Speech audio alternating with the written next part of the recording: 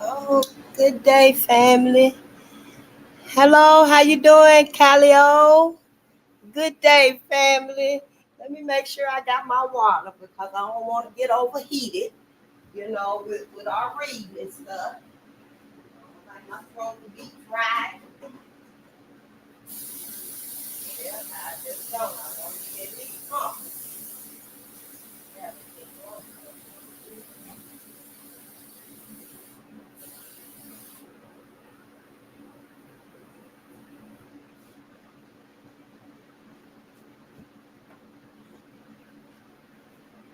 Yeah, I have to have me some water. I have to make sure and have me some water because I get long winded and throat get dry and stuff, and then I get overheated and yeah. So it's good to see y'all, family. Let's make sure I got everything that I need, and hopefully we can get right to reading because this is quite a lesson right here. I'm gonna go back through it. I just haven't had time, and I'm gonna highlight everybody's names. That's what I'm gonna do in this book. This is our book. I can write in this if I want to. Let me see. I got this.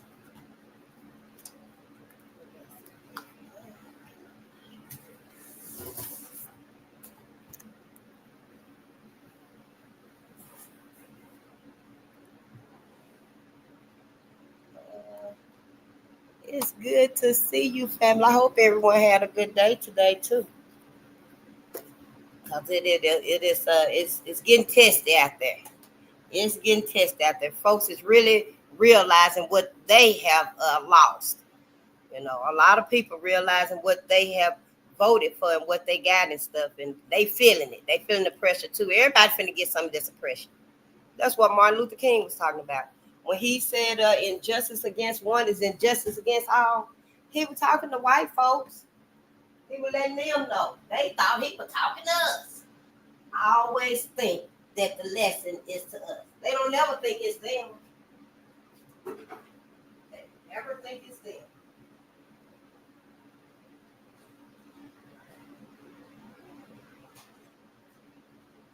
Until it is them.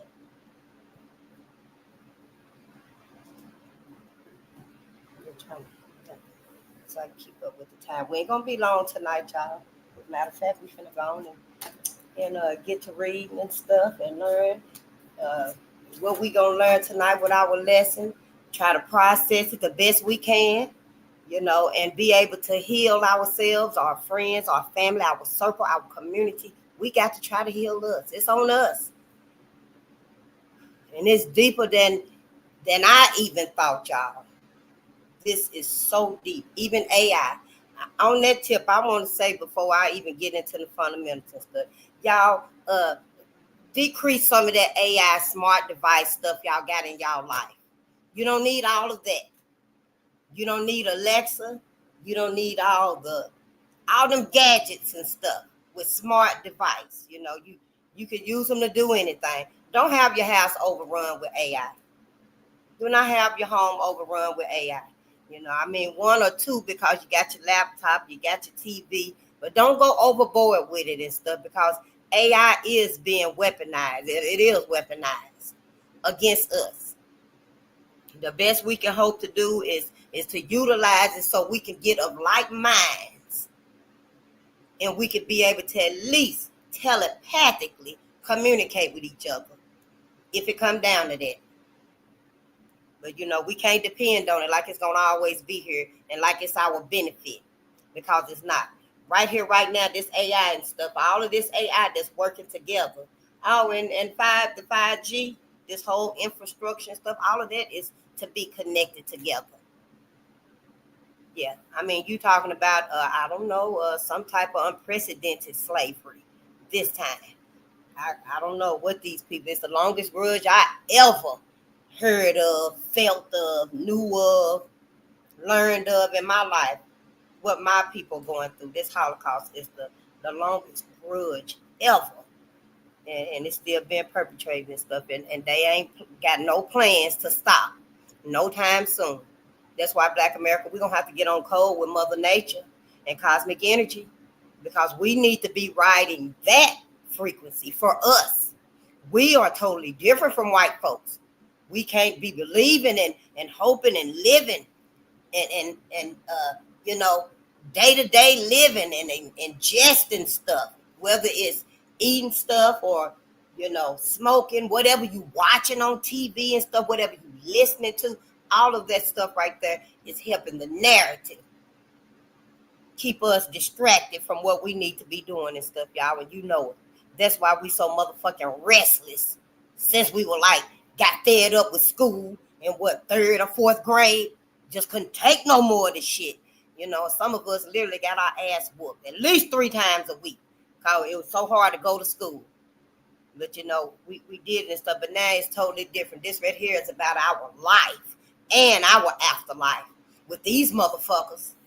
I'm just saying, from what I've been reading, this is about our life and our afterlife.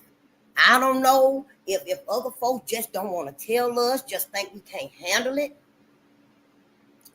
And as long as it took me to put it together, why the hell ain't somebody saying it? I'm just saying. Hell, it took me damn near 45 years, 43 years to actually even start running. I never even heard of Tom Wilkins, also known as Sam Hose, better known as Sam Holt, because that's what they know him as, Sam Holt. We know him as Sam Holt because the media, white folks, they dehumanized black men and changed their name and everything, made them characters in their sadistic ass narratives and their theatrics and their rage. That's what they did. Ain't no telling how many they changed their names and stuff on. Just all kind of wicked ass shit, y'all. And I gotta let you know, I'm a black woman. I had black babies. But don't take your ass to heaven with white folks. I don't know if this is a new motherfucking lesson or if it ain't. But ain't no justice for you up there. If Carolyn Bryan got her motherfucking ass up there, her guilty ass, all of them that did these crimes. This is our black Bibles. Y'all can put that King James Version under your arm and keep it there. Put it on. You already know it from the front to the back. I know my people. We very religious, honey. Yes, I wouldn't. But I know we are. We very forgiving. It's because of this. We got to forgive us. I can't say it enough. How important it is for us. This is unprecedented. This shit is fucked up, ain't it? It's like we're in the damn Twilight Zone. I ain't never even watched the Twilight Zone. I probably seen maybe 3 or 4 episodes and stuff. I got my own imagination. I guess I didn't need shit like that at the time and stuff. I guess I was reading Harlequin romance. I don't know. But anyway, all of this is just like the Twilight Zone to me, and some wicked ass shit that's surreal. Black America. And that's to keep you distracted and stuff, so you don't even know what's going on and stuff. Yeah, it's a whole agenda. I don't know who woke me up, but somebody said, get your ass up. And I woke up with Trayvon Martin. I sure did. When I heard the media, them motherfuckers, we were watching the murder trial of George Zimmerman, and the media said that was George Zimmerman screaming help. I knew it right then and there. Them motherfuckers is lying to all of my people that's listening to this murder trial right here. I knew it then. I cut my cable off. Oh, I cut my motherfucking cable off. I ain't had cable since then and stuff. I give me a VCR. Yep. I don't even look at TV like that no more now and stuff because of what they did, what they said. I got a mind to go and look at the trial again. But it's too much time and stuff, it is what it is. I cut their ass off and stuff, and that's for reason. Because the media is always embellished and always made us to be the goat, the scapegoat. They always set us up. The media is the one we reading from the media now. These are media clippings. That's why they referring to them as wretched and the Negro. You know how they've been so disrespectful.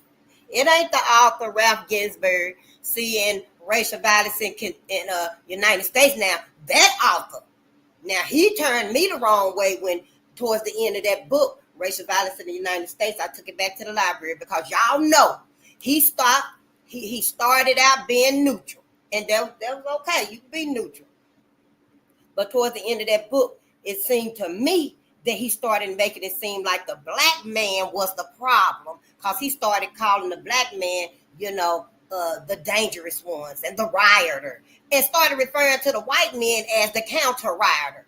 So it seemed to me like hell shit, he done flipped the script at the end of that book. So I didn't really, get with him no more. I can't remember his name, but yeah, I felt like that about him and stuff. But this man right here, Ralph Ginsberg, these is not his views. When I'm reading, when they be like the Negro and the wretched and how they just being so disrespectful to the black man and stuff, this is the media. The white motherfucking media. And racial violence in Kentucky, 1865 to 1940, said that the media was the one that embellished the story. The media put it into the newspaper 5 days in advance that it was going to be a lynching, to give white folks time to get there. White folks were coming from everywhere. Oh, honey, 10,000 white folks were coming to one lynching to see it. They was in wheelbarrows, on bicycles. They were getting on the trains and stuff. They were letting kids out of school to come to the lynching and stuff. John Hartfield, 10,000 white people. Their white kids was in the trees. White kids was in the motherfucking trees, throwing rocks down at John, probably spitting on him, the little motherfucking. Them is just sinners right there.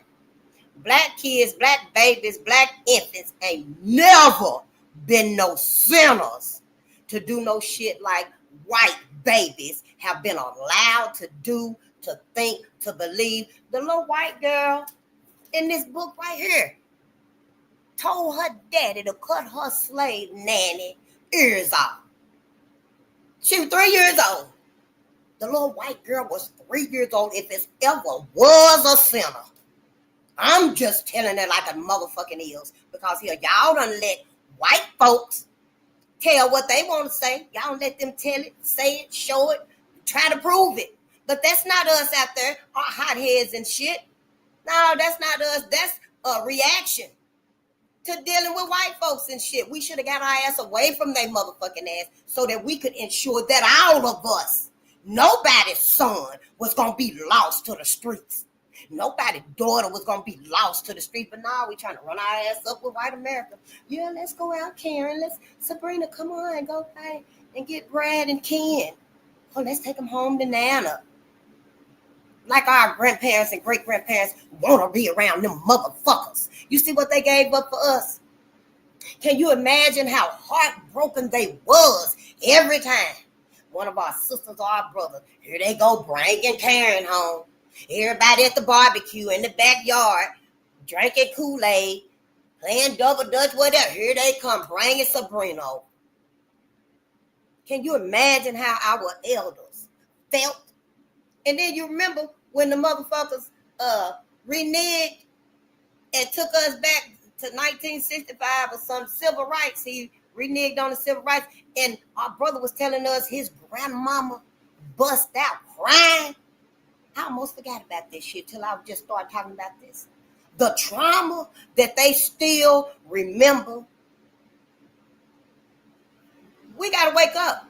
Yeah, we can't afford to be ignorant no more. Dedicated ignorance, that's what Dr. Ray Hagan said. We ain't watched them in a few weeks, but we will soon as I get settled and get set in and stuff. We finna get back on path so we can get on code with us.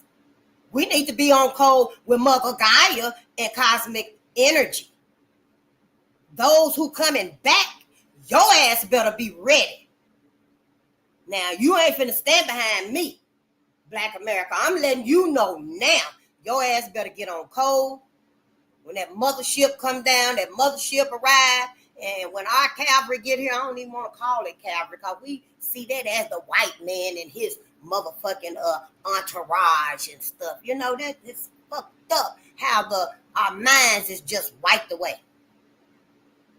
But yeah, when ours come back, when our saviors come back, you better know who they are, Black America.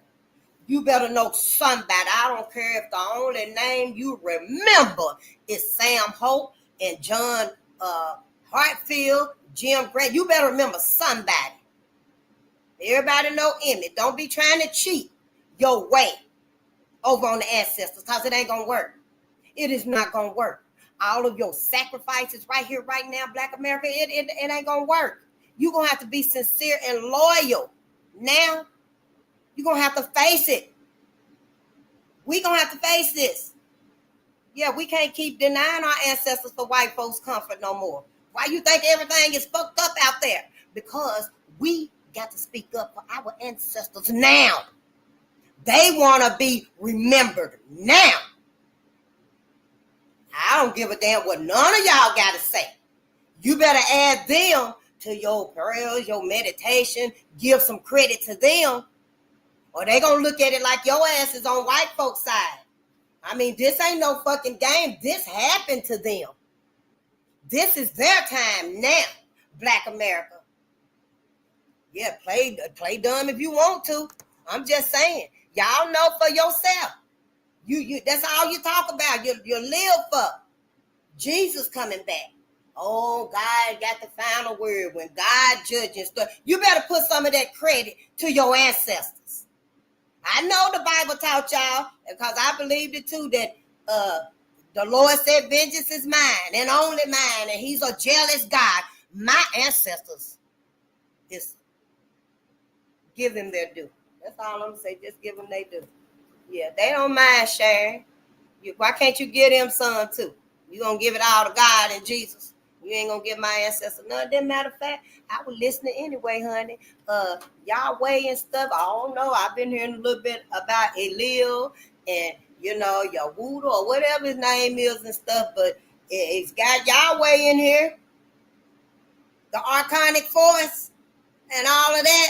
The AI has been weaponized against us. But anyway, it was like, the archonic force is in Lil. In Lil is Yardabaoth. Yardabaoth is Yahweh. Ain't that one of y'all's high powers? I'm just saying. And then it said Yahweh is Kronos, the god of Saturn. I'm going to have to look at that because he said get the book of Saturn. The ring of Saturns, get the book, the ring of Saturns or something like that. But I'm going to look it up and stuff because y'all need to dissect this and critique this for your own afterlife. I know where I'm going afterlife. After this right here, I'm going to the afterlife, to the 12th and never. I already know where I'm going. You, Black America, you need to know where the fuck you going.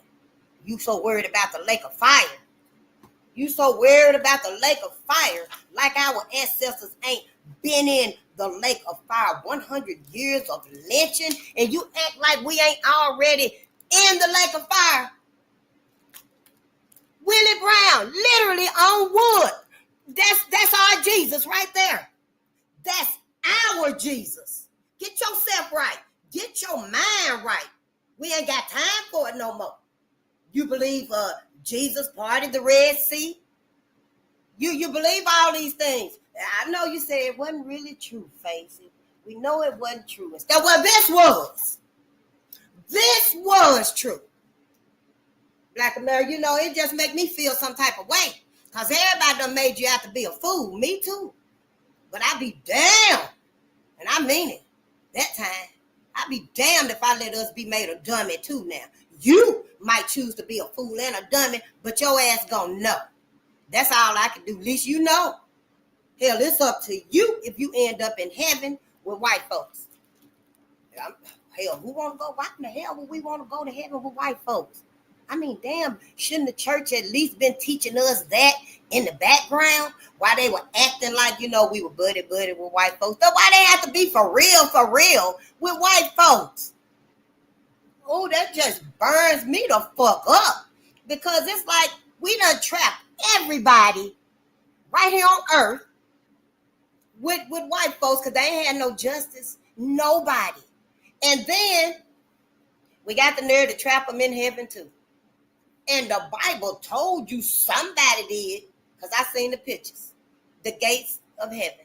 There's some gates going into heaven. But hell, I didn't see no gates going out of heaven. So I'm thinking to myself, Black America, you get up there, you can't leave out of them gates. You gonna come back out? Who gonna let you back out the gates? Now that I'm reading and learning about our history, all the torture. This is why we can't come together. This what's wrong with us. Yeah, I know I forgot all about the fundamentals. But yeah, you know who I am. Face the nation. We on Bolden Unchained. We looking through a spiritual lens. Because we ain't religious. I ain't religious here.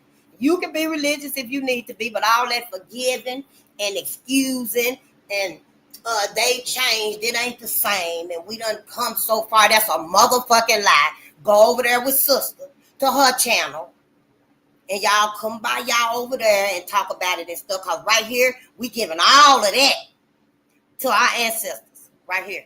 We giving them all our love, all our loyalty, all our faith, every bit of your benefit of the doubt. You better not give an ounce of it to white folks. You better not. You better keep your eyes open. Because all of this unprecedentedness that's going on, it's going to bring out that true rage in white America. They've been holding it in. They've been holding that shit in. I knew it when I seen Brother Guy's video of them white folk, them white men, honey. They was at some damn, they said it was a spiritual group or something like that. I think it was a demonic group or something like that. But anyway, honey, they were actually getting out that rage inside of them. They were rolling around in the ground and rolling in circles and stuff, flipping over, but they were coming up and they were growling and just being animalistic. You get it, the clan. And you know, and it was seen in a light view, you know, like, oh wow, what the fuck is going on here? But I knew, because we had already read Red Summer. And I knew then, I was like, oh, so this right here is how they keep it in. So where's this retreat at? I don't know. I'm just saying. It's what it seemed like to me. You know, but now that shit is coming out. You know, I don't know. I guess it could be because we rebelling so much. Black America is getting away on our own and out of their control. Period. That could be it. I just never really thought this deep about this stuff. Hell, I thought we was all right. I didn't know motherfuckers, hell, y'all asses were just letting folks just, oh, it's all right, everybody sitting up there getting money and stuff. We know you ain't doing us right, and then just let them stay. Let them stay in them seats, literally decades. I'd be like, how in the hell did James Clyburn end up in that seat for that long? Somebody should have literally went up there and been like, I challenge your ass for your seat. I'm just saying. Look at the shape we in now. Look at the motherfucking shape we in. Yeah, don't be no fool and no dummy. That's all I got to say. Yeah, somebody better tell you something, Black America, because you're too restless to not be paying attention. You're too restless to not be paying attention. Yeah, it's going to be like the draft riots. When them Irish men and white men and stuff, because the wealthy white men could pay, so they didn't have to go fight in the riots. But them poor men, white men and Irish men, they couldn't pay, and they got mad. We don't want to go fight for black men and stuff, and everybody turned their anger on black people. See, and it was another riot. It was another massacre called the draft riots. I never heard of it before. Never heard of any of these massacres. And now that I have, and now that I done started learning and reading and stuff, and Trump is erasing everything. Drunk. What I call him here, drunk. I don't know, you know. I ain't trying to set off no alarms and stuff. Cause hell, it ain't like I ain't saying nothing that shouldn't be known. Hell, all of y'all asses should have been saying this. You've been knowing more than me. I know y'all asses knew something. If you didn't know all of this right here, you probably knew about them massacres. 10,000 black folks left Tulsa in shock. And you think it's just, it was just, 10,000 black folks left Tulsa in shock. Don't know where they went, how they got through, how did they get through. The memories, the nightmares they must have suffered, still do. I wish I'd have known something, but you know, that's what you get when you leave your mom at 16 years old. You miss out on everything. You fail your mama, you fail yourself, you fail your people. I did. Yeah, so I ain't here to lie to y'all motherfucking asses and make y'all think that it's okay and we gonna come through this and stuff. Because no, you ain't. Not like this, we ain't. No, not like this. We ain't, honey, at all costs. By any means, we better get on code with each other. The black woman and the black man. Fuck the dumb shit. It ain't but one black woman and one black man. That's it. And then you got the black baby. I don't want to hear about all that. Fall in love with who you want to fall in love with, because you need to be over there with sister. That's where Karen and Sabrina and Brad and them at, and that's where you need to be. You don't need to be right here. It's all black right here. The black family. We gonna have black babies in here. Heal us and have black babies. That's the only two reasons we here.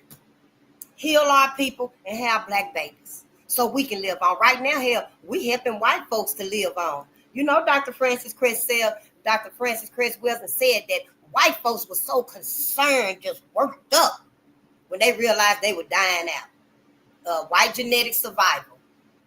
Now they're using us to hell to procreate their babies and stuff. Do you know, black man and black woman, you can be erased in three generations.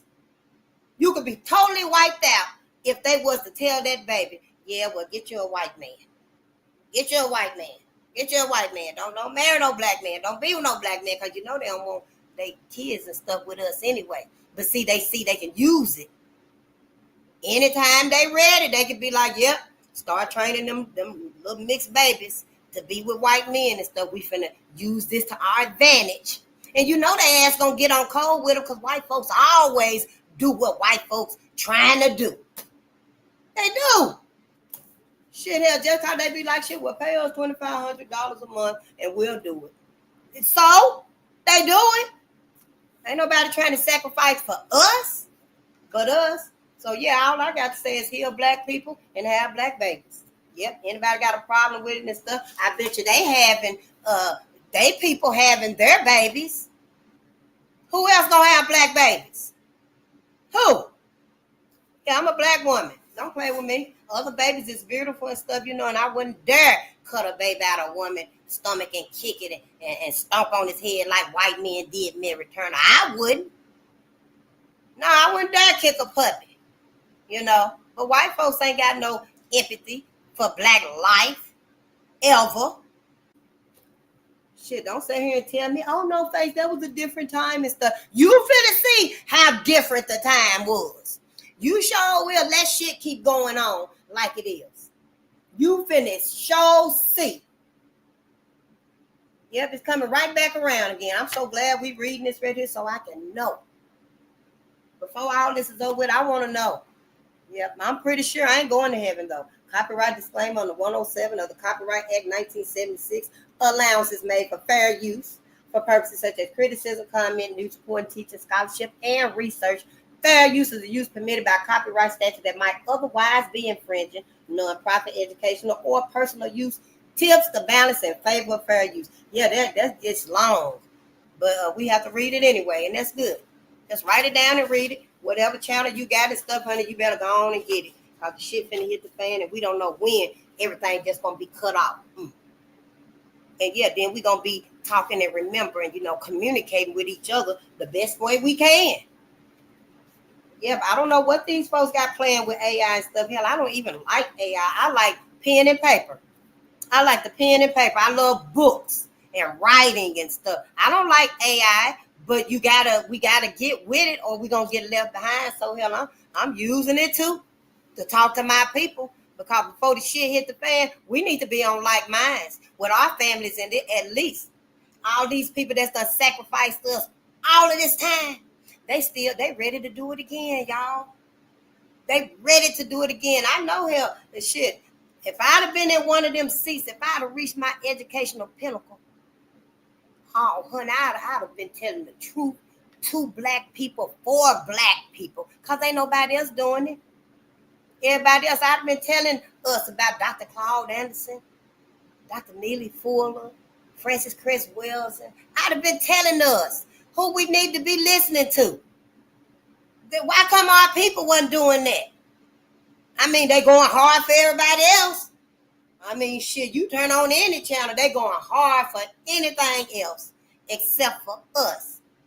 You know how that make me feel and stuff, all that our ancestors done been through. And motherfuckers act like, oh, it was just nothing. It was so long ago. Man, that's like a fucking slap in the face to our ancestors. They so mad, I don't blame them. Sure don't, honey. I'm getting out the way. I advise you to do the same. So do. I mean, it's the disrespect. And now this is who we reading about, the media. Talking about you, black man. Yeah, you better be careful with MSNBC now. Yeah, they all lying to you. You better get you some black media. Yeah, go to black media. And yeah, that's all we need to be listening to. Yeah, I know you, if you've been here a couple of times and stuff, and this probably your lifestyle and stuff, but you know you got cousins and family, nieces, nephews, neighbors, people in your circle. Now, oh, here come Face again and stuff. You better reach their ass some kind of way. I don't know, hell, cook some chicken one night. Shit, you know, you ain't gotta have meat if you don't want to, you know, because I don't know, when I do cook, I ain't gonna be no meat. Your ass better be happy with some meatless spaghetti. Oh, yep. At least you're gonna get some damn garlic bread with it. I'm just saying, yeah, do something and have the family come over. Be creative now. Put on somebody that's gonna keep their attention. That ain't gonna make them feel like they cussing them out, because you know Dick Gregory gonna go hard on them. And you know, they're gonna be like, man, I can't listen to this nigga, man. This man, no. You know, and they probably get up and leave on Dick and stuff. So put on somebody that's gonna resonate with them and that's gonna include them. You know, gonna make them feel included, you know. And yeah, maybe then that'll get to them and stuff. I don't know. You know your people. We know our people and stuff. Yeah, I can't wait to get started. Sure, okay? Yep, they either gonna keep coming around because you are beneficial to them. This our family, your friends, people in your life. Or they gonna be like, man, I ain't got time for this shit and stuff. And they gonna stay out in the streets wherever they supposed to motherfucking be. So, you know, don't make it hard for yourself. Because we running out of time, Black America. We are running out of time. I'm trying to find the movie Get Out. I sure am, honey. White folks, they want your mind. They want to live through you now. They don't want to be, I don't know if they can't do that with the neural links and all of that stuff. White folks just don't want to be human no more. Mankind no more. I don't fucking know. Somebody make it make sense to me. I mean, all this artificial world and stuff, and then, you know, the neuro training, and then the beast in them. I don't know, that ravishness. You know, it seems like it's not really humane. It's not really. It's like a cannibal type of species and stuff. I think they probably a new species, y'all. Some of them, well, white folks, regular white folks, they better stand their motherfucking asses up and say something. Because hell, you got humanity, the black man, the black woman. Then you got mankind, and that's them white folks that y'all say is good people. Okay, fine, fuck it. You got humanity and mankind. Then you got the animals of the planet, the zebra, the giraffe, the whale, the orcas, you know, the elephants. You got the pets of the world, the animals. And then you got the clanimals. These motherfuckers right here. These are clanimals. Ain't that a new species? I'm just saying shit. I'm going to ask ChatGPT what would that be? Because hell, something ain't right. Allegedly 2025, we getting so much knowledge to us. Don't it seem strange to me?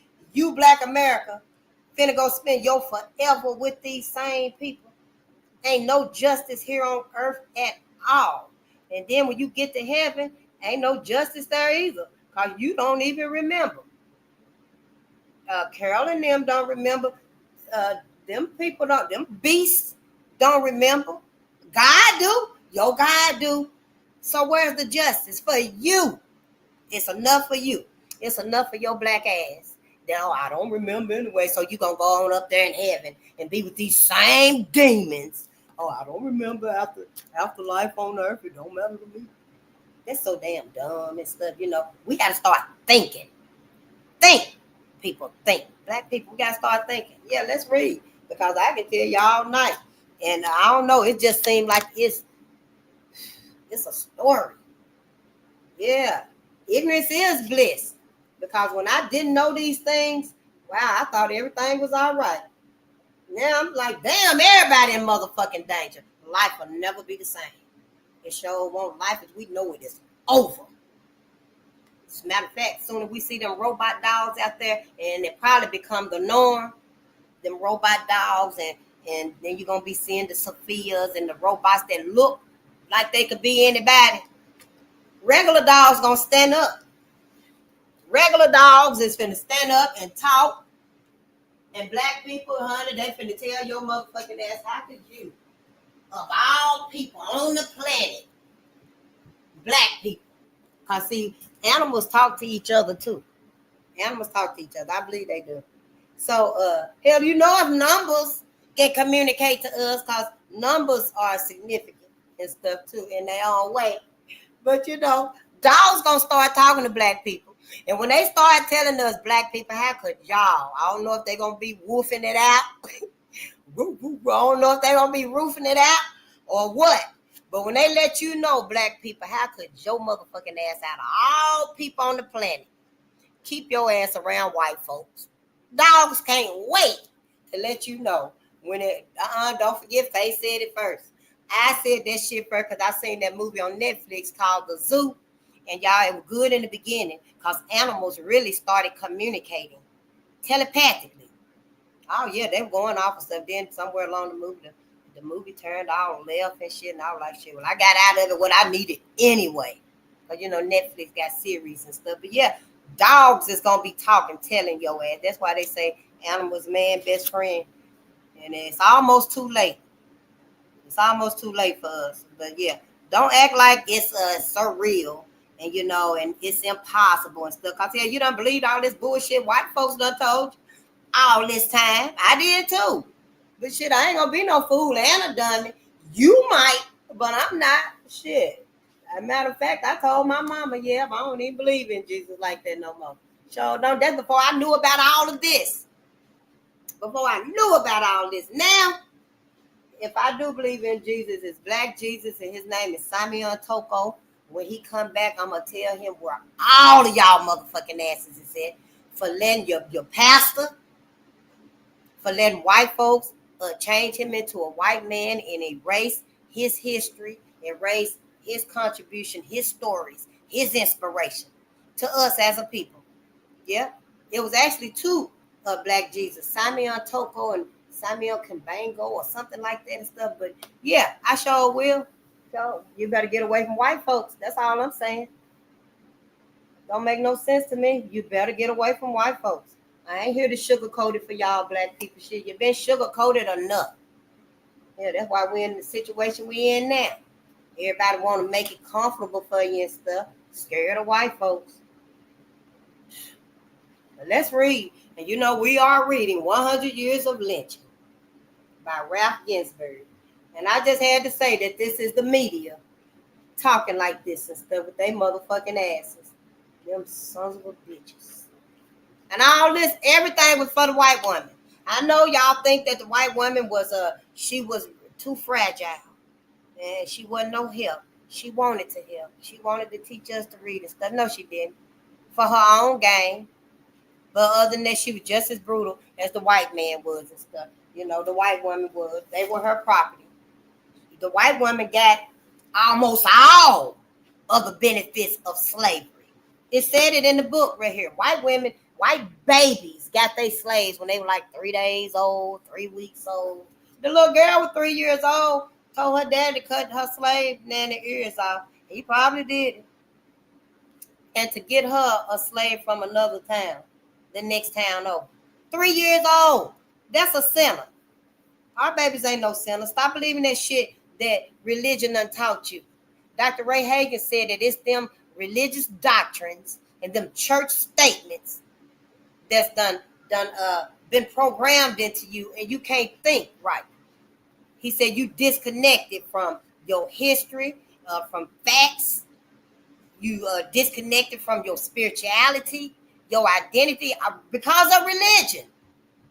Yeah, because you believing that you're a sinner, that you're wicked, that you're under a curse. No, you ain't no sinner. White folks is a motherfucking sinner.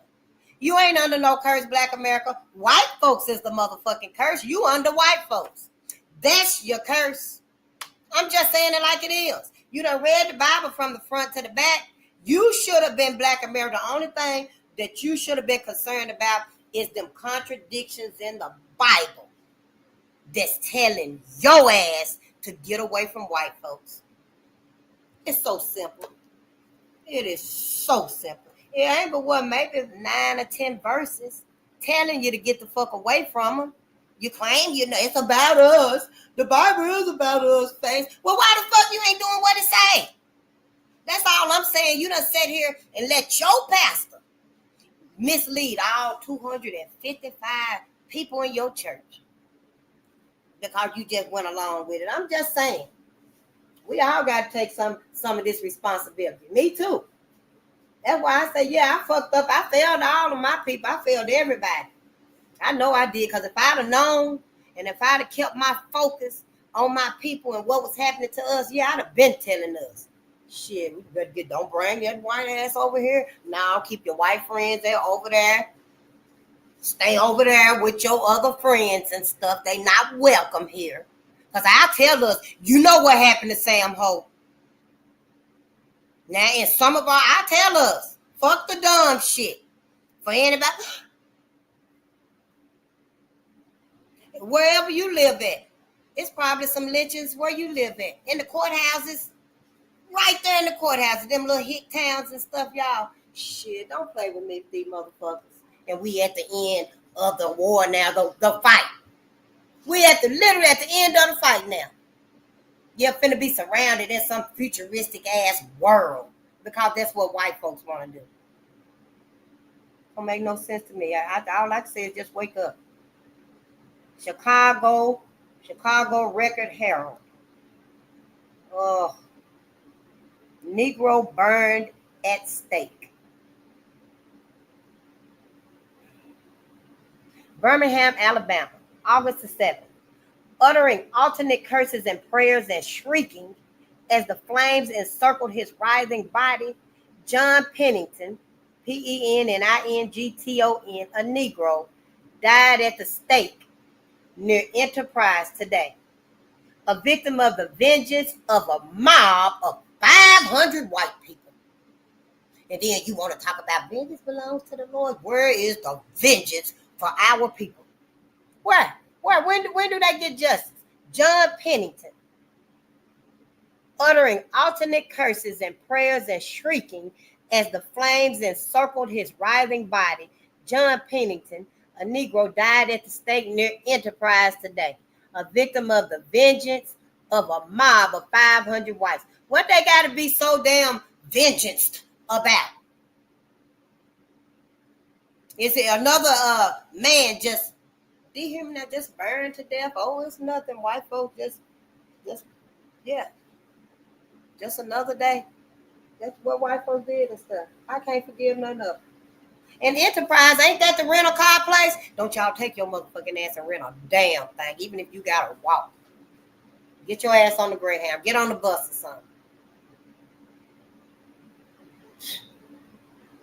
Died at the stake near Enterprise today. I don't care if it is a different Enterprise. It's still the same name. Though the suffering wretch pleaded for mercy and frantically endeavored to break the chains that tightly bound him, not a trace of sympathy was shown on the faces that peered at him through the flames. They just looking at him. Just looking at him. Standing there ready to mutilate him. He was too hot. Remember last night the story said white men burned their bodies because Richard Coleman actually broke when they lit the fire and stuff, and he broke away from the flames. And white men grabbed him to put him back on the fire, burned their hands up and everything, just full of glee for such devastation, destruction, just that cannibal. I don't know where it come from, that nature, that beastly nature. Yeah, I gotta tell it like it is. Hell, I'm the one reading the book. Don't have me to lie and make it seem like, oh, they wasn't that bad face. Yes, the fuck they was. And if we still got 30,000 years of body memory in our body, they ass do too. Shit, don't have us thinking shit, we okay, we all right, and these motherfuckers is literally fiending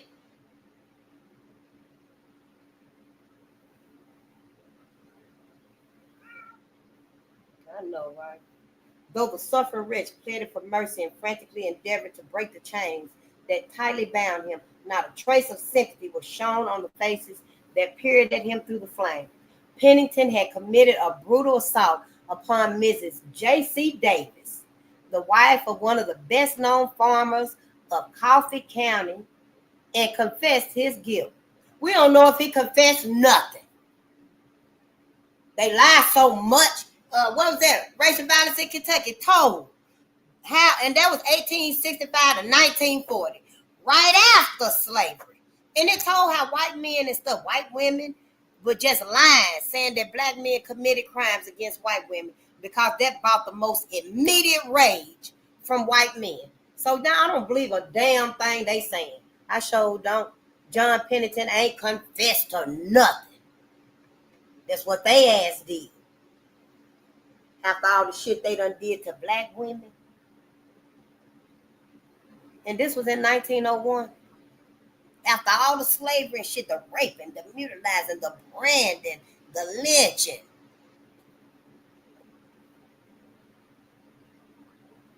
The attack was made yesterday when Mrs. Davis, who was alone at home, was in her garden. Leaving his victim unconscious, the Negro fled into the woods about the place. As soon as she regained her senses, Mrs. Davis crawled to the house and gave the alarm. A large posse was quickly organized with bloodhounds, and the Negro was chased until early this morning when he was captured in a swamp. Pennington was bound hand and foot and taken back to the Davis home for identification. Mrs. Davis immediately recognized him, and the Negro broke down and wept. He admitted the crime and pleaded for mercy, but deaf to his cries of terror, the leader dragged the trembling man from the house. Several members of the crowd had already driven an iron pipe into the ground, and as the men approached with Pennington, both whites and blacks were piling brushwood around the stake. You see how y'all motherfucking asses, y'all always been dividing us. I'm not dividing my people. No, I'm not the divider. Yeah, I ain't dividing us. If anything, I'm trying to let us know that hell, we will sell us out. You know it's true. We always did it ever since that first black person said on, what was it, Jane Pittman, that movie, it showed reenactments and stuff. And when black folks were free of that one slave family, no, we're going to stay here. We're going to stay here with the mess, the missus and massa. And we're going to take Ticey slave cabin because it's got a little garden on the side. All that old bullshit. And everybody should have been saying, bring your motherfucking ass on. Because we're not going to leave your ass on this motherfucking plantation with these white folks. That's why we still got that mentality. That's the very reason why you better let your people know. When you see that in them and stuff, you better let them know. When you see our brothers and sisters with that faraway look, because they ass is in the sunken place, I don't care if it's video games or Sabrina, you better let them know. I don't know what you're going to play. Hell, play some Commodores, make them cry. Somebody going to cry or something. You got to reach deep down inside of us because we very traumatized. We is so traumatized. I'm like, yeah, we need to go today away from white folks. Yep. Matter of fact, we need to send white folks away. Yep. Go back to Europe, wherever they from. It's all this time they ass been saying it.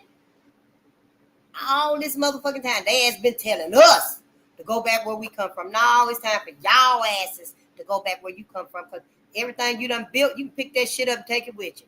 All the 5G towers, take it with you. Your Tesla cars and stuff, take it with you. Your robots stuff, take all of that superficial shit and make your mother's land the best you can and give us this land back. They ain't doing nothing for no reparations for my people. 100 years of lynching, I think I can propose some things too now. Shit, hell, I'm the black woman, not your ass. Well, not the one that's standing up anyway, because if you was, then you'd be like, yeah, that makes some sense to me, face, and tell them to get the fuck out. Shit, they can take whatever creature comforts they have contributed to America and motherfucking step. Because what my ancestors created is what makes this country go around. And see, they covering that up. They covering it up. I don't like the bullshit. My ancestors is saying, no, hell no. You got to do something. Say something, black folks. Now, black folks and white folks piling brushwood around the state.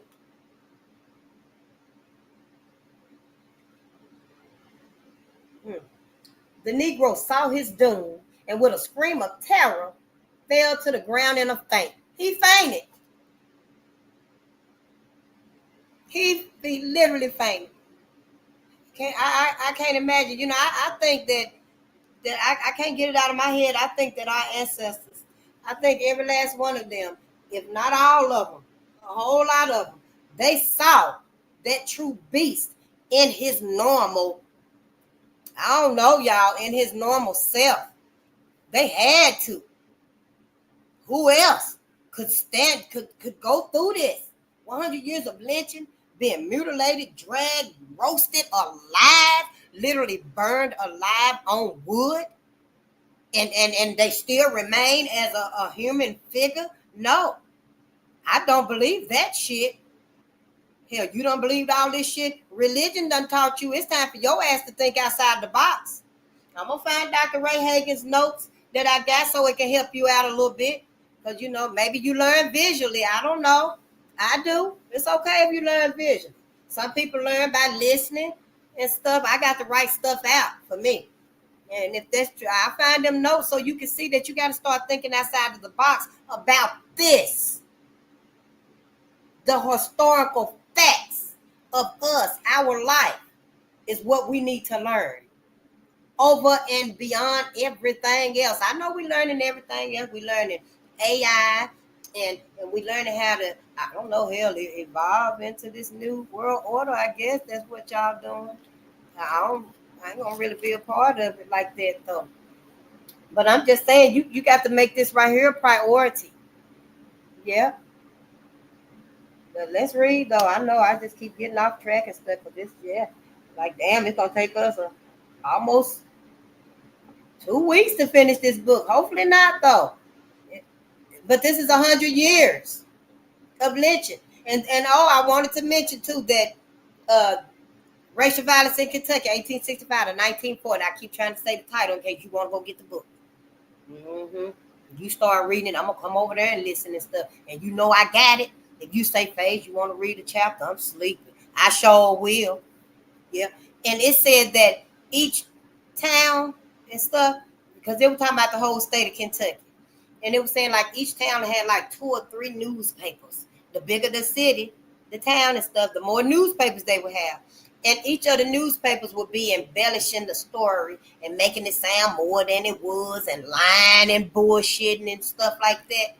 So they'll get more sales for the stories and stuff and get more subscribers and stuff. And so that's why in this right here, this is newspaper clippings that he put in a book. And it's more stories of the same victim. And some of them, like Sam Hope, Tom Wilkes, it was like 3 on him. But that's because they were from different newspapers. And you can hear how they embellished it. Yeah, racial violence in Kentucky said that they'd be like, one of them be like, oh, she was assaulted. The white woman was assaulted. The most brutal crime ever committed on a white woman. She was fragile and faint. She faint for 2 weeks. She couldn't do nothing but lift her head up. Then somebody else will come along and be like, oh, she's critical. Yeah, she was pregnant with twins. She lost the babies and stuff. Now we worried about her physical and her mental. They would embellish the story.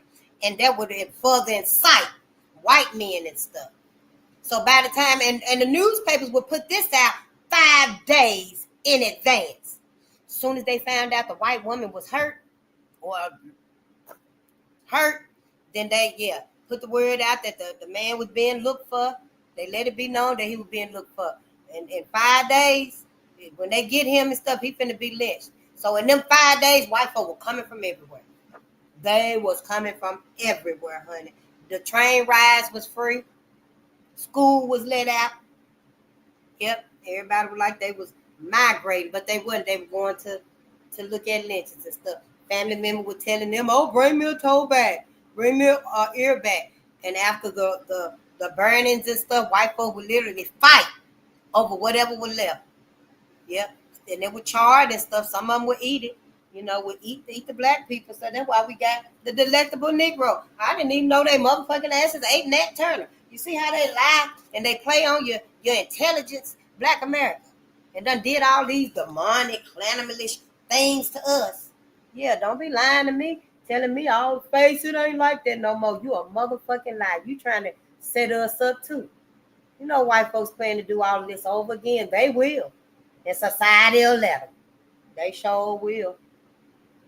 Sure. Let me go on and read, because I'm trying to put it off anyway. Shit. The Negro saw his doom and with a scream of terror fell to the ground in a faint. He was quickly revived and dragged to the stake while the crowd stood silent. You would have think that they at least would have been like, wow, it scared him so bad he actually fainted. He was terrorized. That's why they were standing there just looking silent, but it wasn't. No, they were holding their breath, hoping he hadn't died. They were holding their breath, hoping that man didn't have a heart attack, because they wanted to torture him. That's why they were standing there silent while the crowd stood silent. That's why they were standing there silent, y'all. You can't give no benefit of the doubt for this. The frightened man was limp and had to be held up while the chain was fastened around his neck and his body. He was just so limp. He couldn't do nothing. They had to hold him up and so that they could inflict that on him. So he was praying. He probably was mumbling all. They probably could make out nothing but Jesus and Mama. Jesus, help me, Mama. He probably was just in and out of faint. Couldn't believe it was happening to him. But I bet you he felt every noose that they put on him, tying him to that stake. I know that much. Even if you, Black America, don't want to remember, don't want to think about it. Oh, no, I ain't going to be having these thoughts in my mind, Face the Nation. You're a lie. Let me turn this shit. Just dedicated to being ignorant. You're so terrified to face this, and your ass ain't even went through nothing. Your black ass ain't went through nothing. Sure ain't. But I digress. Let's read. When all of them was ready, the cry was given. When all was ready, the cry was given. When they had him all fastened up and stuff, the cry was given, and the crowd stood back. A match was applied to the pile, and with oil to feed upon the tiny flames, soon burst into a roaring fire. The terrified Negro again pleaded for mercy in the most agonizing tones, and he prayed that those around him might perish. I know that's right. I hope all of y'all motherfucking asses perish. I'd be like, oh yes, I'd be calling on everybody to smite all of y'all asses. I probably can't get but that little bit of hand out there, honey, but I'll be condemning they motherfucking asses. I sure would, John. I'm with you on that. Sure the fuck is, fuck the dumb shit. And here you is, Black America, still want to forgive? You still want to forgive? Oh, you John too much for you. You don't agree with John Pennington either? Because he hoping them motherfuckers perish for what they doing to him? And they hear him sitting there begging and pleading to Jesus and God, please, begging to the God in them. Hell, since God is like they motherfucking asses. I'm just saying shit. Don't act like hell. I'm going to be stoic. Shit. Them motherfuckers. Oh. The terrified Negro again pleaded for mercy in the most agonizing tones and prayed that those around him might perish. He then called upon the Maker for forgiveness, and as the flames leaped up and encircled his neck, an unearthly shriek was heard, and the man's eyes had almost bulged out of his sockets.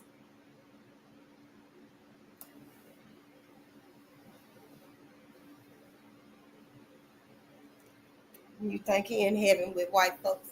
With all them white folks, them 500 white folks that was there, you think he in heaven with them? Silly. Just silly. You're silly, Black America. You're the silliest people on this planet. Yeah, on this planet. Not in this country. On this motherfucking planet. You're silly. By this time, the fire had gained such headway that nothing could be seen except a wriggling motion in the center of the circle of fire. A deathly silence followed, and in a few minutes the flames had subsided sufficiently to disclose Pennington's head, falling forward and hanging limp over the iron chain. The body was quickly consumed, after which the crowd quietly dispersed.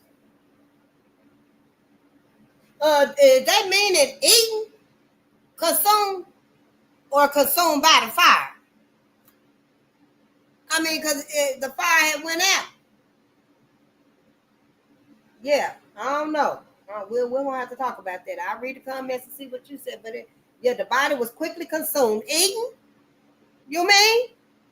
After which the crowd quietly disappeared. I don't doubt it. Because we're going to read the Delectable Negro real soon. Sure, we'll soon enough. We're going to see just how tasty your ass is. Your black ass is. And you're going to go to the cookout. I want to invite everybody to the cookout. And they probably get back and say, oh, yeah, I saw a sister there. Yeah, she looked delectable. And y'all seen that Christmas video, didn't you? Honey, white folks, white women had the new Christmas recipe. Honey, every dish was all meat. And it was motherfucking raw. Wasn't nothing cooked. Wasn't nothing in no motherfucking, it wasn't basted. It wasn't baked. It wasn't boiled. It was just raw meat. It was hamburger meat. It was raw chicken. It was raw steak, raw pork chops. It was raw bacon, any kind of meat, your sirloin steaks. Everything was raw. And they motherfucking ass were playing Mariah Carey, the Christmas song. All I want is you for Christmas. And all I can think of is who? Your ass ready to eat. But see, I didn't even know then, because this was around Christmas. I just came here in November. Yep. This was around Christmas. I didn't know that white folks, even at that time, I don't think I knew and comprehended that white folks ate black folks. So I'm just being me, like, hell, who the fuck is they putting this song out to? That all I want for Christmas is you and your ass eating raw meat. How the fuck is that supposed to be cute? Is that supposed to be the new Christmas theme? I wasn't getting it. I just want to put that out there so y'all will know and stuff. Yeah, it was fucked up. Oh, and now you know KFC got their new commercial out. They dipped that man in that damn cooking grease and pulled his ass out as a motherfucking chicken McNugget. I don't know, shit. They trying to let your ass know one way or the other. Shit, y'all, we all better stop eating meat. Shit, yeah, honey, I can't wait to tweak up my stir fries and stuff. Y'all, what kind of stir fry you got over there with bananas in it? Oh, shit, what? Oh, honey, I got me a fruit stir fry. Shit, what?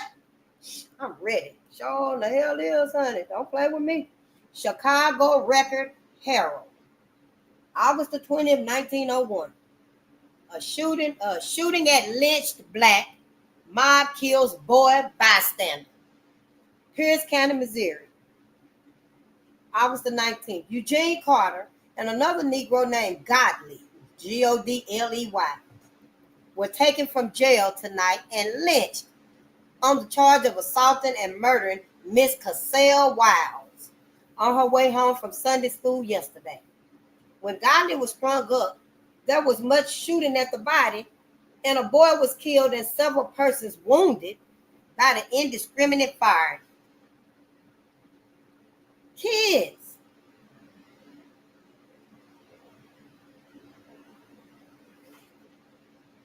Just before his death, Carter confessed that the real culprit was Joe Clark, a Pullman car porter, and the mob had arranged to meet him when he returned from his run and lynch him. The feeling against the Negroes is intense, and 25 armed men are now raiding the colored quarter, shooting at every black they can find.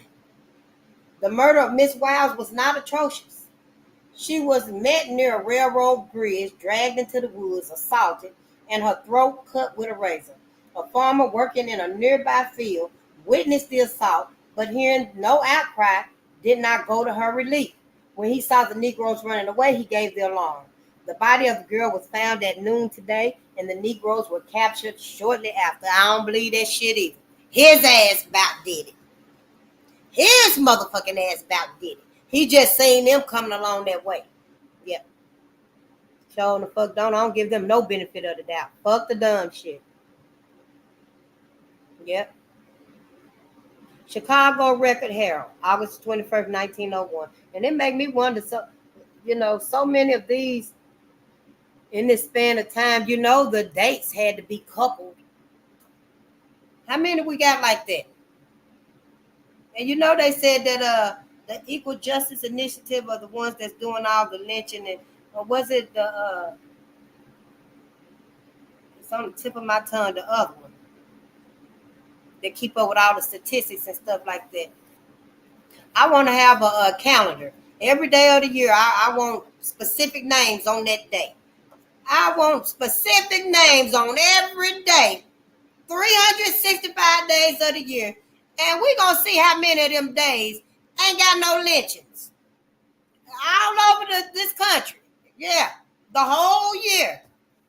And we're going to see how many of these days right here ain't got no lynchings in them for all your motherfucking celebrating. For all your black ass getting out here spending your money on all these holidays. Month after month. Season after season. Year after year. You got so much shit you ain't even got to go buy no more decorations. You just do. And we're going to see. Yeah, we just going to see here. Pierce County mob drives Negroes out and burns homes. Yeah. And then ain't it something? When, when George Floyd was lynched and the cities and stuff burned down, the Twin Cities burned down and stuff, Minneapolis and stuff, and everybody, they burning down their own community and stuff. Well, I was out there and stuff, and I seen white folks' asses being destructive and stuff, and they were trying to egg black people on. Talking about, yeah, come on. It's about time. We're ready to see you. This is this is for you. And, and all this stuff. Don't be trying to incite us up here. And they got fucking rubber bullets out there. Because, mind you, ain't nobody had on no protective gear. That's what I think about today and stuff, How the fuck y'all asses gonna have folks out there today after all we already done been through? Marching and protesting and stuff. And y'all getting all these grants and shit like that. And ain't bought nobody no motherfucking face helmet. Ain't bought nobody no protective gear for rubber bullets or nothing like that. I'm like, yeah. Everybody sacrificed us. Wasn't nobody sincere with nothing. Showing the fuck wasn't and still ain't. Pierce County, Missouri, August the 20th. With the exception of a few car porters who are known to be respectable, there is not a Negro in this town. Sure ain't. It was like a sundown town. For 15 hours, an armed and furious mob coursed through the streets, chasing away every Negro. The homes of 5 Negroes were burned, and in one of them, Peter Hampton, age 71 and feeble, was cremated as he was unable to escape. Peter Hampton. I know a Hampton. Yeah, I know a girl, her last name is Hampton. Beginning Sunday afternoon, when the mangled remains of Miss Gazelle Wild were discovered in a Raven, where she had been murdered while struggling with a Negro assailant, this community has been in a terrible fever. See, I don't believe nothing that this media is saying. All of it saying that, yeah, he confessed it and they know he did that. That's a motherfucking lie. Just tell us what happened. Just tell us what cannibalistic rituals and shit, vengeance, mob vengeance, that's what they call it, that y'all did. We got to give all that benefit of the doubt to our people. We deserve that. Yesterday, Will Godley, a suspect, was arrested, and last night he was lynched. His grandfather, French Godley, was shot to death. Why we stop naming our babies after us and stuff? French, Godley. I like that name, Godley. Godfrey. Yeah, I like Godley. Eugene Carter, alias Barrett, Barrett, also a suspect, was strung up until he confessed and may die of his injuries. A boy was fatally A boy was fatally injured by a stray bullet during the raid upon the Negro quarters last night, and the mob is thirsting to get his hands upon 2 other Negroes suspected of complicity in the murder. I told you they were thirsty. They were fiending. They literally fiend for black blood, black bodies. I don't know. They able to you know how they say you vicariously live through your children and stuff as you get older, and you happy to see them living life and traveling and reaching their goals and stuff. Well, white folks vicariously enjoy the rage, that beastly nature in them, because their other people are still doing it, though we don't know. If that makes sense to you. Kind of like how I feel about lynchings in Duluth, Minnesota, when they lynched Elias McGee now. Yeah. And but they waited to 1920. They waited like 10 months and 18 days. And Minnesota had their own lynchings. Yeah. But until then, it hadn't been no lynchings here. It make you wonder and stuff. Hadn't been no lynchings here, because our brothers felt like, oh, we in the North. It's not going to happen. We in the North. And the authorities and stuff, they claimed they felt like that too, that it wouldn't happen. We in Minnesota, we've never done anything like that. We could never do nothing like that. No, you had never done nothing like that. But they were living vicariously through all of the other massacres and race riots that our people were going through. But see, as it neared the end of that right there, that Red Summer, that's what it was.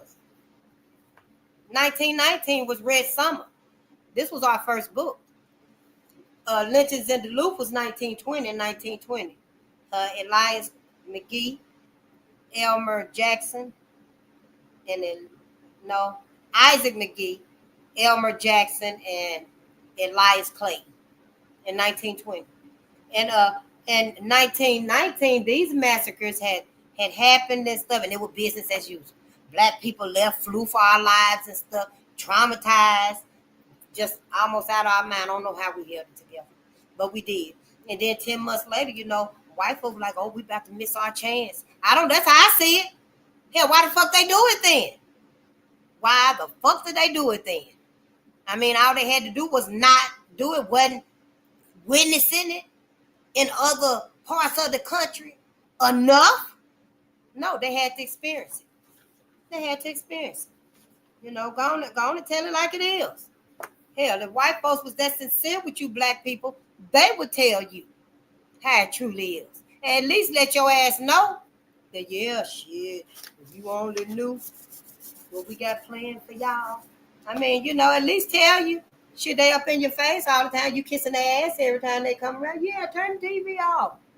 Yeah, you don't want to listen to nobody that's going to teach you and tell you about us. Yeah, it's a new day now. You're going to have to. Yeah. But let's read. After the lynching of Godly last night, it was thought the excitement would die down. We ain't going to read it like 3 more, maybe 4 more. Yeah, because I got to talking and stuff tonight. Yeah, I don't know. This book, yeah. Seems like all they doing is burning. That's all they doing. But instead, and there's nobody left. There ain't nothing left. These are the graves these are the Jesuses that you will not find. I told you we got our own Jesus. We got our own black Jesus. Yeah. Willie Brown ain't the only 100. We got 100 years of lynching. I'm just trying to get my mind, get to me a pace where I can at least, yeah. I can do it. Yeah, after the lynching of Godly last night, it was thought the excitement would die down. But instead, it became more intense, in as much as the impression grew that Godly was not the real culprit. Oh, so they made them feel like, oh, he wasn't the real one. We got to go get the real one. After the lynching of Godly last night, it was thought the excitement would die down. It should have died down because you done lynched the wrong man. But instead, it became more intense, in as much as the impression grew that Godly was not the real culprit. I think it was a white man. Early this morning, the mob broke into the arsenal of the local militia company, secured the rifles and the ammunition, and started out to clear Pierce City of all Negroes. The work was thoroughly done. The terrified blacks, bullets whistling about their ears, and in some instances, finding lodgment in their bodies, fled to the woods and nearby towns where they are being hidden by their friends. This afternoon, partial quiet was restored, but this fact is due to the lack of Negroes to shoot upon. Citizens, mindful of several hideous crimes against women hereabouts in recent years, have decreed that no Negro can hereafter live in Pierce City or pass through the place on pain of death.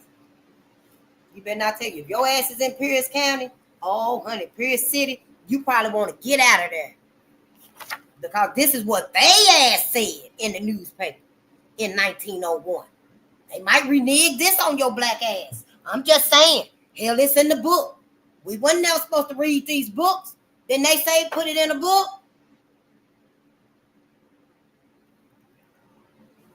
Yeah. In Oregon too.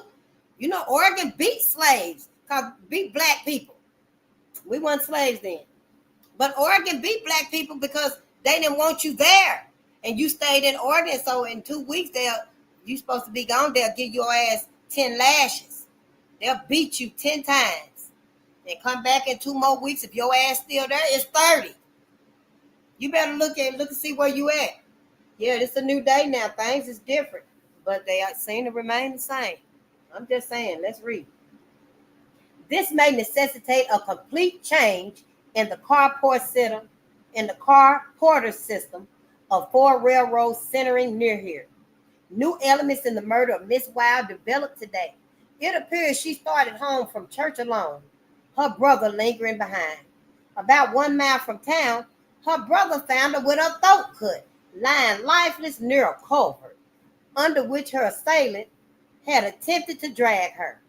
Evidence of a terrible struggle was shown. Hell, his ass about did that. A copper-colored Negro was seen sitting on the bridge a short time before the tragedy occurred. Just blame it on him. It is supposed that the Negro sprang upon her when she was passing and attempted to force her beneath the bridge. She fought with such desperation that he could not accomplish his purpose and cut her throat in the struggle. Her body was not violated. Monday bloodhounds were taken to the scene, and the girl's bloody handkerchief was laid before them. They immediately caught the trail and ran at full speed to the home of Joe Lark, whereon being admitted, rushed into his bedroom and sprang upon the bed.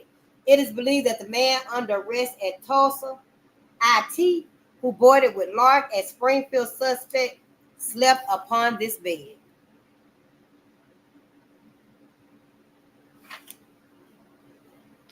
Chicago Record Herald, October 9th, 1901.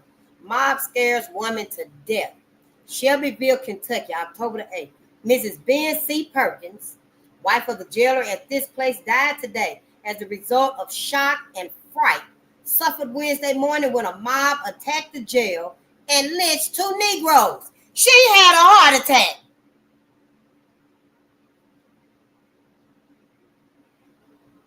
At that time, Mrs. Perkins was ill with a nervous attack, and Dr. W.F. Baird, B-A-I-R-D, her physician, declares that the raid of the lynchers is responsible for the woman's death.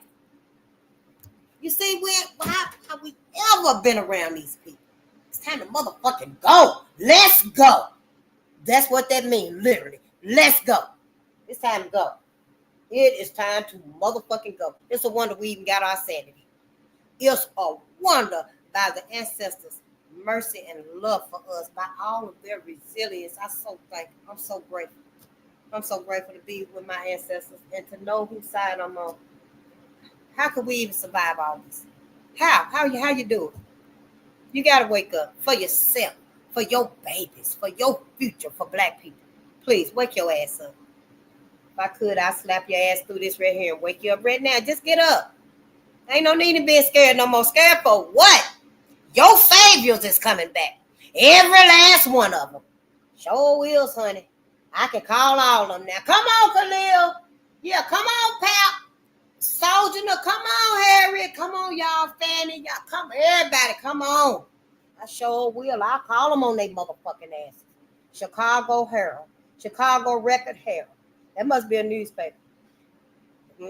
March the 31st, 1902. I would like to know how the black newspapers are saying it, because these right here seem to be like all white newspapers, of course. Lynch mob may have erred. But when we read Ida B. Wells' Red Record, that'll have some black versions. Yeah, I think it will. I ain't looked at it. Yeah. Savannah, Georgia, March the 30th. It is possible that in the search for Richard Young, the Negro wanted for the murder of Dower Fountain, Dower Fountain, Dower Fountain, in the southern part of this county. A Negro now unknown has been caught by a posse and burned in error.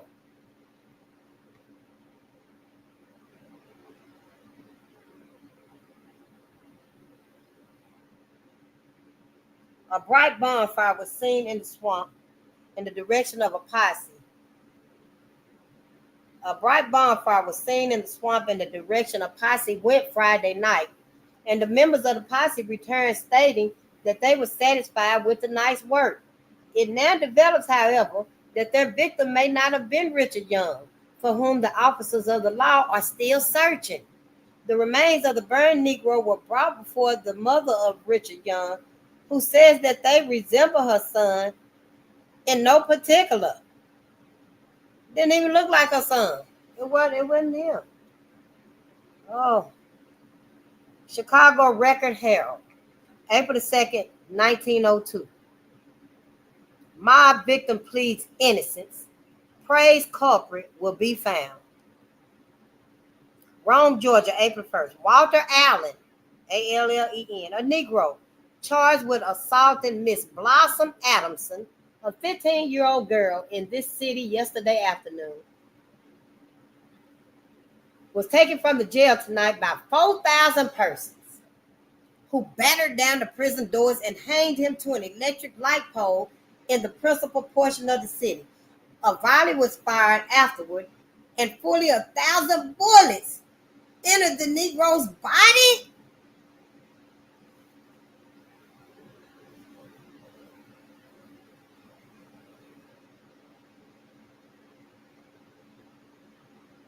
The sheriff tried to save Allen from the mob and refused to deliver the keys, but the crowd forced the jail door with sledgehammers.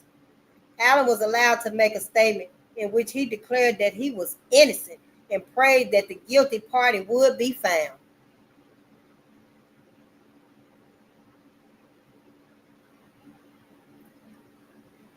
The guilty party was one of the mob, one of her brothers, one of them white men. Chicago Record Herald, May the 23rd, 1902. Negro tortured to death by mob of 4,000. Lansing, Texas, May the 22nd. Dudley Morgan, a Negro accused of assailing Mrs. McKay, wife of a Section 4 man McKay, was burned to death at an iron stake here today. A crowd of 4,000 men, most of whom were armed, snatched him from the officers on the arrival of the train. Morgan was taken to a large field on the edge of town. An iron stake was driven into the ground, and to this he was bound until he could only move his head. Heaps of inflammable material was then piled about him, and he was given a few moments for prayer. For all your damn praying. You're still praying, Black America. You're still praying. Just still praying. It was 12-12. 1-2-1-2. It was 12-12 when all arrangements were completed. The crowd by this time numbered at least 5,000 people. 5,000 people, y'all. The husband of the woman Morgan was accused of abusing applied the match, and the pyre was soon ablaze. then began the torture of the Negro. Burning pieces of pine were thrust into his eyes.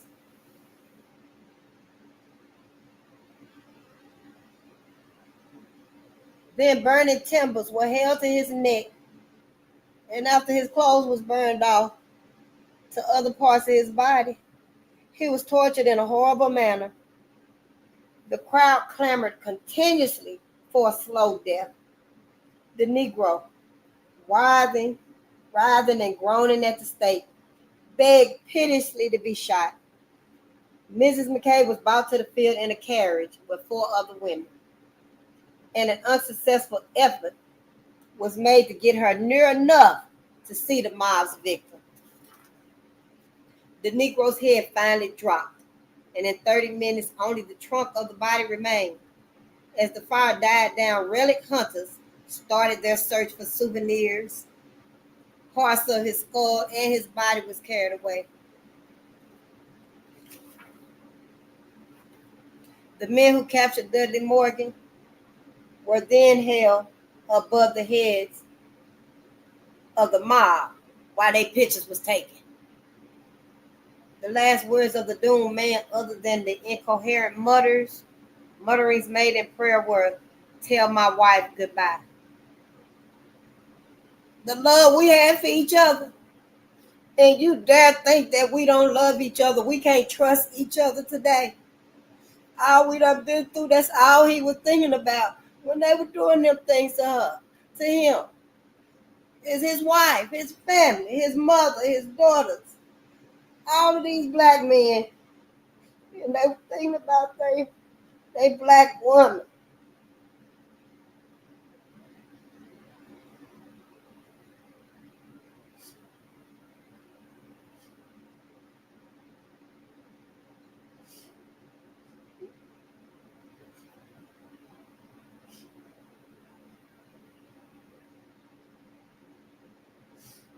They make us think we don't even love each other, and we don't care about each other. That's not even true. I don't know if she never knew what he went through. She was his last thought.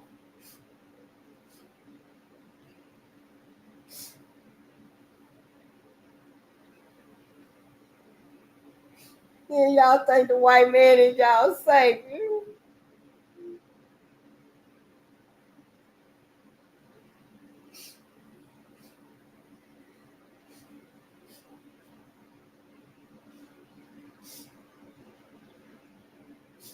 Chicago Record Herald, September the 29th, 1902. Burn a Negro by Sister. Corinth, Mississippi, September 28th. In the most methodical and deliberate manner possible, Corinth, Corinth, devoted Sunday afternoon to burning a Negro to death. Even the victim, Tom Clark, seemed to enter into the spirit of the affair and walked unhesitatingly to the stake where he was to meet death.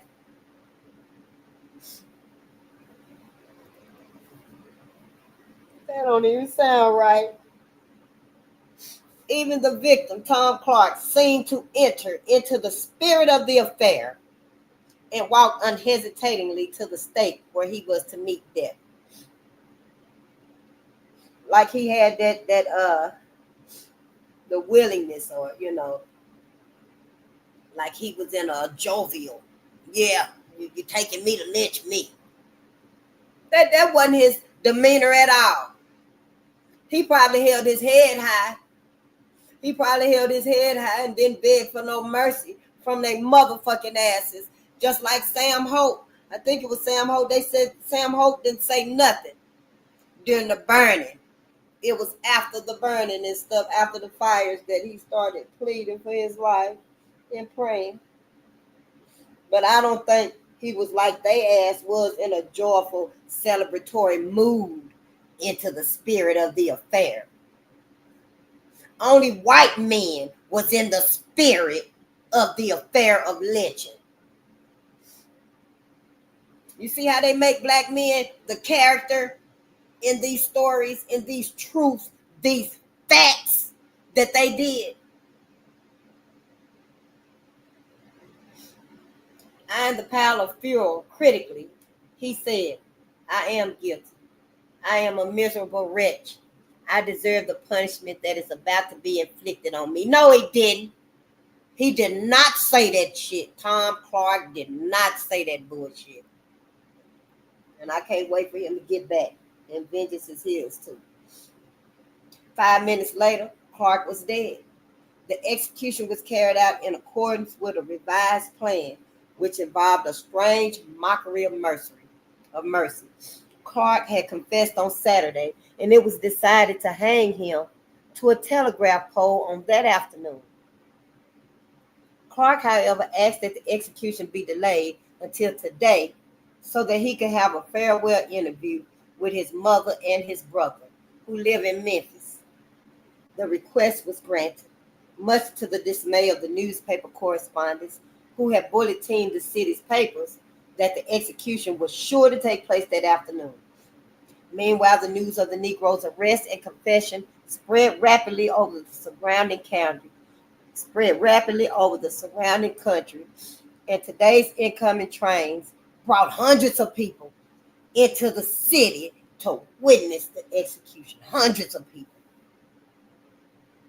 From all over. Meanwhile, the news of the Negro's arrest, at noon today, it was found that the Negro's relatives could not be located. And then, as if to make the execution as spectacular as possible for the benefit of the visitors, it was decided to burn Clark. The main street of the town was ordered cleared, and it was announced that it had been decided to burn the Negro at 3:30 o'clock. This statement was met with cheers, and the crowd shifted to the place selected for the enactment of the tragedy. When the white folks heard that they were finna burn him, Tom Clark, they got so happy and just celebrating, and it was like, the highlight of the party to them. The Committee of 12 and many of the representative citizens of Corinth vigorously opposed burning the Negro and argued that he should be hanged. J.B. Henning of Birmingham, Alabama, brother of Mrs. Whitfield, would not consent to this proposition and insisted that Clark should be burned. At 2 o'clock, pine faggots and larger pieces of wood were laid about an iron rod, which was driven deep into the ground, and half an hour later, it was announced that all was in readiness. At 3 o'clock, the prisoner, heavily manacled, was taken from the jail by a posse of armed men and led to the east gate of the Negro Cemetery in the western part of the city. Clark made a statement saying he deserved his fate, then asked that a letter be delivered to his mother and brother. He appealed to his brother to raise his children properly, admonishing them to beware of evil company. The word was given to fire the funeral pile. The husband and brother of Clark's victim stepped forward. They applied torches, and in a moment the flames leaped upward, enveloping the Negro in smoke and fire. Soon the man's head fell forward and life became extinct. The flames were fed by the crowd until the body was burned to a crisp. Then the executioners and the crowd dispersed. The crime for which Clark was executed was the murder of Mrs. Carrie Whitfield on August the 10th last. Mrs. Whitfield, the wife of a well-known citizen, was found dead in her home, her head practically severed from her body. Diligent search failed to disclose the murderers. 2 Chicago detectives were employed, but their efforts were fruitless. Several suspects was arrested, but in each case, an alibi was proven. Finally, a committee of 12 citizens were named to continue the search for the murderer. Last Monday, it became known that Clark had quarreled with his wife, and she threatened to disclose the secret of a crime. Members of the committee visited the woman, and she told enough to warrant belief that Clark had murdered Mrs. Whitfield. Park was arrested and yesterday was taken before the Committee of 12. To the surprise of all, the Negro confessed to the murder and also told of other crimes he had committed. He stated that several years ago, he stole $1,500 from a physician at French Camp, Mississippi. Lies, too. I don't believe nothing they say about why something happened. They good at creating lies and making criminals and dehumanizing black men. Anything so they can justify their devilish demonic deeds. Anything. This is the last one right here. Yeah.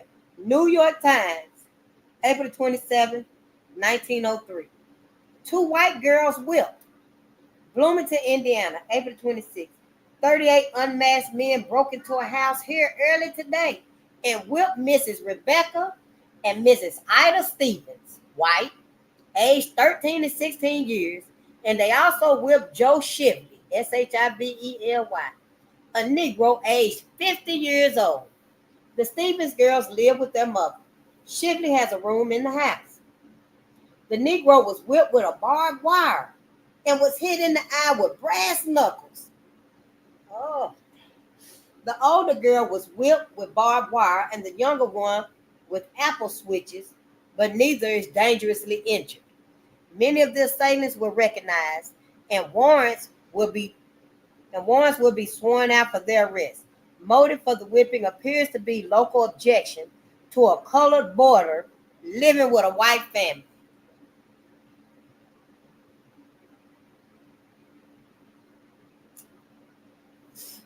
Yeah, we'll start there tomorrow. Yeah, we definitely got to rethink this whole afterlife thing, y'all. I know, rest in peace. That's all we've been saying. That's all we know. But now you better change it to, fly in the afterlife. Fly high. I mean, you better. You can't allow yourself to go there with these people.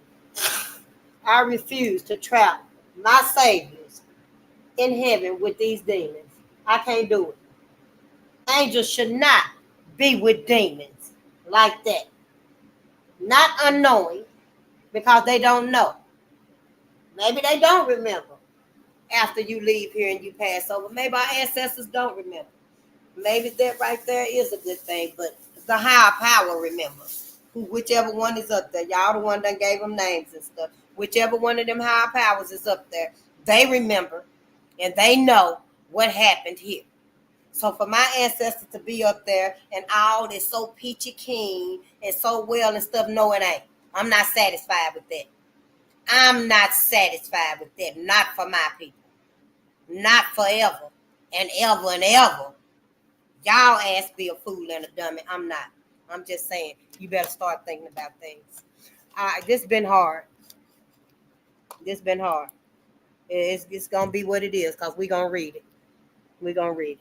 Hey, Mike, how you doing, my brother? I know, go on and get you some rest. Yeah, I can't tell when you be online and stuff. I'll talk to you tomorrow, though, because I know you need your rest, because I need something. I need to go process this. And y'all, too, let's go process this. We just learning who the fuck they asses are. Now, we need to know who the hell white people are. Who have we been around? This whole mystery all this time is them. We know who everybody else is. We don't know who we are, but we beginning to know. Most importantly, we need to know who the fuck are white people. What the fuck are they? I want to know. So, I thank y'all for being here. And yeah, it's 1:43. We're going to get out of here a little bit early and stuff. Yeah, and I'm finna go and process all of this because this where we at. We definitely finna find out why we fucked up. Sure will. We definitely finna find out why we can't, get together with us. Hey, I am Kiara. It's so good to see you. You welcome, Anuel Ray. Peace and love. Thank you for bringing it. I'm bringing it out. Yeah, we all is. Hey there, Gail Jones. It's so good to see y'all. It sure will. AI tell lies. Reading old-fashioned books are best. Once it's printed, it can't be manipulated. Yeah, AI do. AI is used against us too. But hey, we got to get off in there too. Hell, the same way we use the Bible and stuff and overlook all them contradictions and stuff. I know we got to use discernment with AI. Yep, I got to do some more research on Sam Hope because and it makes sense to me that white folks renamed black men and stuff so they could dehumanize them, and Sam Holt's name possibly could have been Tom Wilkes. Dr. Claude Anderson didn't mention his real name in the book that we reading, More Dirty Little Secrets, but that don't mean that wasn't his name and stuff. So I just give reference to all other names and stuff. We know it as Sam Hope, which began as Sam Hose, because the media put it out like that. That was the narrative. Even the black media and stuff couldn't, counteract that because it was too many white medias for one, and all of them was saying the same thing and stuff and just running with it. And then they just spread like wildfire, like this, the newspapers here printed and stuff, and then the other newspapers, they're printed the same name and stuff. And it's fucked up how they have done us. 100 years of lynching. It's a wonder we got any sanity left for us. If we don't get away from white folks, we won't have none. We won't have none. I'm not sorry to tell us. It's time for us to know. Yeah. Yeah, they enemies of nature. Oh, yeah, Baked Beanie. Yeah, these are my shirts. And I finally got my site up and stuff. Did everything myself. Took me like 2 years, but I did everything myself, and I got my shirts, and I just don't promote it a lot like that. And because I want people to know exactly who I am, what I stand for, and who I stand for before you go wearing anything of mine. Because anybody that run across this and see it probably gonna know. So you need to know too. Anybody come up to you talking shit, so you with face, keep your eyes on the prize. And your ass better be like, yeah, everybody else is. That's my motto, keep your eyes on the prize, everybody else is. And it ain't no lying, it ain't no sugarcoating it. I ain't lying on white folks. I'm reading it out the book right here. White folks documented everything. If I'd have started back before we got to interacting with white folks and stuff, we still wouldn't be here yet. White folks is only like this much of our entire history and stuff. But this is the trauma. I couldn't even start in slavery. I basically started after slavery with Red Summer. And then racial violence in Kentucky was 1865. That was after slavery. All of this torture happened after slavery. If it could possibly get worse, it's like, in my mind, I'm like, nothing could really be worse than slavery. But it is. Yes. It was. It was terrible in slavery. To be treated like that and you couldn't go nowhere and stuff. But then after slavery, when you physically free and you could be your own man and your own woman with your own family, your own responsibilities, and you could be kidnapped and lied upon and literally burned to ashes. Nothing left. The very first cremations. Ain't that some shit for your ass, Black America? How many bodies that nobody get to go to their site and sit with them and talk to them because they were just burned away to ashes. And then white folks went through it to get what they could get out of it, and the wind blew the rest away. It was just like regular dirt and stuff. White folks went on with their life, and black folks, ran for their life. Yeah, I can't let us spend our afterlife with these people. Not forever and ever and ever and ever. I know, I get it. We've been so indoctrinated, so brainwashed. Yeah, we finna go. I know, I just want you to process this tonight. And I get it. That we've been indoctrinated to believe in a life ever after in heaven with white folks. It ain't no hunger, no pain. It ain't no discord or no disagreements or nothing like that. It's just perfect. But that's a lie. That's the white man's vision of heaven. What his ass got for you here, you really trust his vision for being with him for the rest of ever. Forever and ever and ever. You trust what his ass got in mind. And I tell you right now, I did too for a long time because my mama did. My grandmama did, my great-grandmama did, my granddaddy did. Everybody believed it. So I did too for a little while and stuff, until I had an awakening about Jesus, being black and stuff. And then I'm just like, yeah, I don't even believe in Jesus for all that matter and stuff. I got to do my research and stuff. Nope, I think that's when I took the name off of cosmic energy. And it ain't got no name. It's just cosmic energy because it was here before it was even a sound made. So I just kind of feel like for us to spend our forever in that place with these people right here now, it ain't no justice. It can't be no justice for black people. Not for black people. You can trick yourself and your mind into thinking, yes, it is justice phase because you're not in that era of pain no more. You're not in that space of pain and torture no more. So damn, just because you ain't experiencing it no more and stuff, and you don't remember and you just blow it away like it never happened. And God, your higher power, just let you blow it away like it never happened. That ain't justice to black people. So whatever the white folks saying and stuff, I doubt all that shit. Yep, I don't trust none of it. And I don't want you to trust it either. I want you to start thinking for yourself. You're not blaspheming. Check with your higher power. Talk to your higher power like we talk. I talk to cosmic energy shit like I'm talking to you. I talk to my ancestors like I'm talking to you. Talk to your higher power and your ancestors and ask them, as a black person, a black man, and the black woman, it was our men, our brothers, our sons, our daddies that didn't come home. Couldn't nobody tell us what happened to their body because didn't nobody see them. The only ones that seen them was the ones that knew they had been kidnapped from jail. And that the one that was the wrong brother, they lynched the wrong man. The only ones that knew what happened to them was, oh yeah, we saw the mob kidnap a black man last night, but we don't know what happened to him. You know what happened to him. Such trauma we've been through and stuff with these people. So yeah, you got the right to ask your higher power, where are you supposed to spend your forever after? It ain't blaspheming to want to know. How the hell is that blaspheming? Because you want to know if you finna spend forever and ever and ever and ever in another lake of fire. Or are you supposed to go to, a peaceful place where you could be free? Ask your higher power. It's okay. It won't nothing happen to you.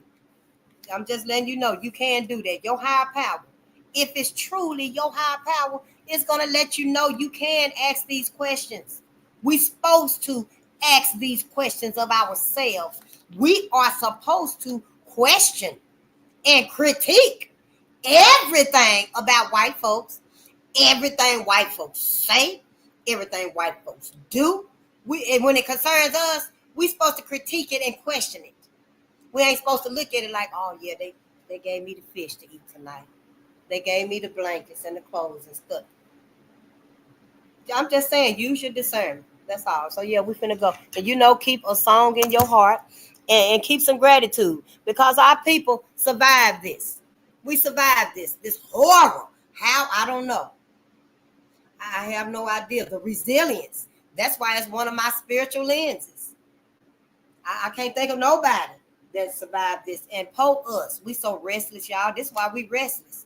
Our little babies and stuff, they so restless because they got 30,000 years of this DNA in them too. We got 30,000 years of their DNA in us. That means it's the good, the bad, the ugly, the savage, and the ravishness. It's in us. You can't have one without the other. Anthony Browder wasn't saying that the geneticists or whoever them people were, he wasn't saying that they said we had 30,000 years of good body memory. They just said we got 30,000 years of body memory, DNA memory from our ancestors. So in other words, it means we got the good, the bad, the ugly, the savage, and the ravishness. White folks left this out of the Western. This your Western right here. The good, bad, and the ugly. That bullshit, I seen it. Thought it was pretty good at the time. But, like 30 years ago, 35 years ago and stuff. But this right here is the good, the bad, the ugly, and the savage. The ravishness, that's what we need to be looking at and focusing on. Yep, you know, and you can do it. We can do it. Look at all that resilience you got in you from your ancestors. You see why you so great now? Sometimes when you feel that spark inside of you, you just feel that greatness. And it's like something just done been lit up in you. That's your ancestors letting you know that yeah, we here and we ready. You know, that's them letting you know. And then if you don't pay attention to that and give heed to that, then it just subsides back down again until it's able to, you know, hone in on you and stuff. But when it do, you just gotta grab it.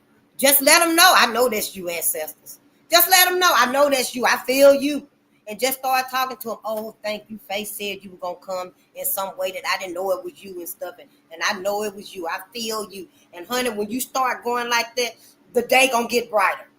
It's literally like the lens is gonna change. You know how you go to the eye doctor where I'm going to give me some new glasses, and you know, and they do the thing like that, and your vision change. That's how it's gonna be, because see, you connected with them. As soon as you felt it rise up in you, could be goosebumps. I don't know. You just gonna feel that awareness, that opening up of the consciousness in you. Yeah, we different than white folks. I'm telling you. You got to start thinking about these things. But yeah, I love y'all. I can talk about white folks' motherfucking asses all night. But I'm going to let us get some rest and stuff. Because, yeah, we're going to read some more tomorrow and stuff. And just, you know, process this. Yeah, go to sleep singing tonight. Give some gratitude to your ancestors. Thank them.